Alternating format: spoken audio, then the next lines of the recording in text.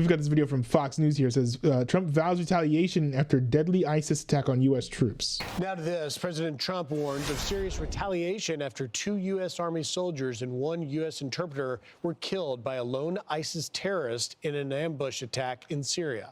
Fox News contributor Dan Hoffman joins us now. Thank you for joining us, Dan. I did hear about this, actually. This is obviously a grave reminder of the risks that we face around the world. Tell us what you know about the latest on this. Yeah, so 3 U.S. service members killed in Palmyra, Syria. Reportedly, they were meeting with Syrian Ministry of Interior officials to discuss counterterrorism operations.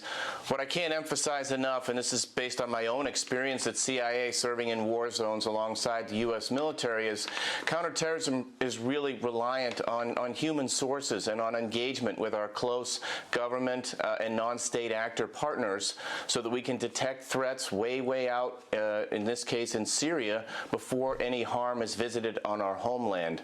We saw the attempted attack on the Taylor Swift concert a while back. That was from ISIS based in Afghanistan. Oh, I forgot about that. This is roughly 1,000 U.S.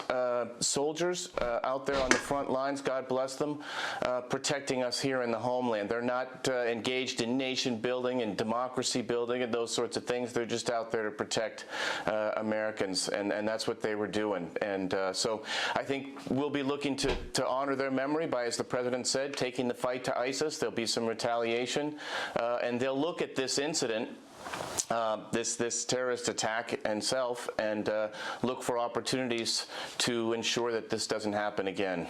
So I wonder if ISIS is in this situation was acting as a state actor, or like if this was essentially state sponsored terrorism, because we do know that, of course, I think I think Syria is still in a state of transition, right? From the prior regime to now being run by the HTS, last time I checked. And of course, if you guys don't remember, the guy who runs HTS and is basically the head of government now in Syria, he was a former member of ISIS. So I do wonder if there's some sort of state connection here. Maybe that's something that'll be discussed in the future. Maybe that's something that's being discussed behind the scenes. But that's just a thought that comes to mind. Dan, can you explain again to the American people why we're in Syria? Yeah, look, we've been there since 2014, and we go where the terrorists are. And we got to be there in order to find them and fix their location and finish them. That's something that the Secretary Hegseth has emphasized, and it's something that we incorporated into our strategy when I was at the CIA and continue to do so in the intelligence community. We're out there, and we're in other parts of the world, the dangerous places. And I can tell you from my experience, it's exactly where we wanted to be. It's why we signed up. We could stay here in the United States, but the threats aren't here per se. They're there, and that's why we need to be there. I only ask because it's sometimes really hard in places like that to know who the good guys and who the bad guys are. The leader there was not very long ago a bad guy. That's right, and he has, become the leader of Syria, and he was imprisoned. Al Qaeda, not Syria. Has changed his tune, and look, we're going to mistrust a bit and verify him. The president wants to give Syria a chance. There are geopolitical reasons here for this. Syria was once a gateway for Iran to target Israel and to target us in Iraq. And if that's no longer possible, that's good for the United States, good for the region.